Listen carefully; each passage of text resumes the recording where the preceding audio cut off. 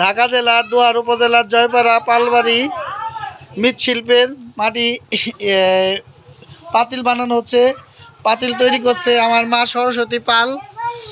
দীর্ঘ ৩০-৩৫ বছর ধরে এই কাজ করে আসছিল। মাঝখানে সে 10 বছর ধরে কাজ বাদ দিয়ে দিয়েছে, ঠিক আছে। বয়সের ভারে বা জন্য এই কাজ ছেড়ে দিয়েছে বা আমাদের এই কাজটি চলে আসছে আমাদের বংশ পরম্পরায়। আমার জেঠি করে জ্যাঠাই করছে, 2 জ্যাঠাই করছে, বা আমার দাদা আসল দাদা ঠাকুর দাদা তারা সবাই করতো এই কাজ এক সময়। কিন্তু এখন কালের পরিবর্তনে বিভিন্ন প্লাস্টিকের তৈজপত্র আসার কারণে মৃৎশিল্প হারিয়ে যাচ্ছে। তো এই বছরে এই কাজটুক করেই, এই যে চৈত্র মাসের এই কয়দিনের এই কাজটুক করেই এই কাজ সমাপ্ত করবে।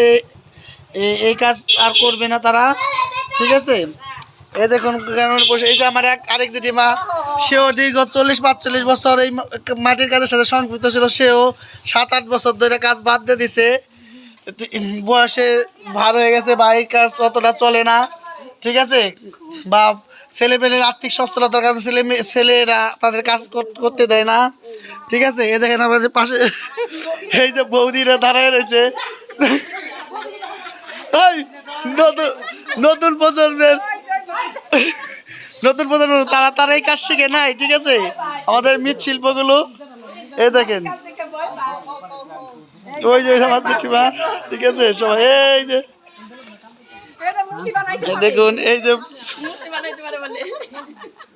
দেখুন সবাইকে পাতিল বানাচ্ছে, এই যে পাতিল বানাচ্ছে, ঠিক আছে।